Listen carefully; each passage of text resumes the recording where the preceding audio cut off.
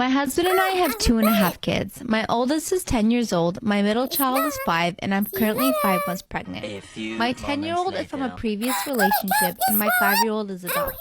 My sister got pregnant unexpectedly, saw adoption as her only choice, and didn't want the baby to go to strangers, so I stepped up. We did everything right. My sister went to therapy to consult on her choice, and I went with her to make sure she was sure. And we did everything that was recommended for adoptive mothers/birth mothers along the way. It wasn't an immediate adoption. I got guardianship and we built to an adoption, and my sister was involved in the entire process. And again, never expressed any issues in the time it took to finalize. Just over a month ago, I announced my pregnancy. My 5-year-old knows about the biological relationship between her and my sister.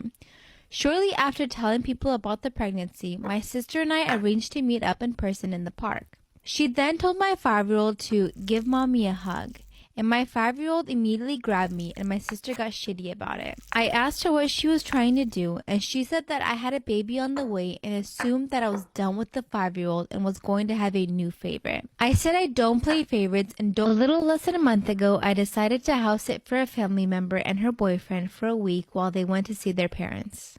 I knew I wasn't getting paid for taking care of the house and feeding their pets, but that was okay because I live with my parents and a week away sounded like a dream come true.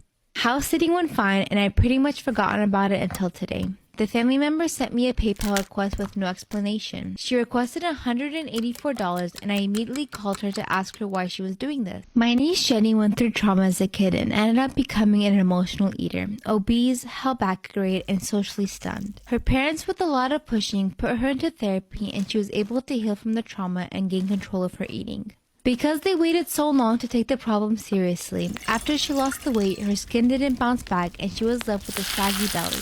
She had a double roll belly where there's a roll above and below the navel, and the bottom one tends to stick out in clothing. Nothing she did would fix it. Her parents are very much anti-plastic surgery, and given that she was a teenager, I totally get it, but she was miserable in her body. Jenny stays with me during the summers because I live near a beach and I love spending time with her. Over the years, she would cry and cry to me about how much she hated her stomach and how she just wishes she could look normal and her parents would not let her get a tummy tuck. Last year, I decided that I would give her the tummy tuck for her 18th birthday as long as she cleared it with her counselor. The counselor agreed that this was something that would truly help. She had done it late in the summer, healed while staying with me, and then went to college. I can't be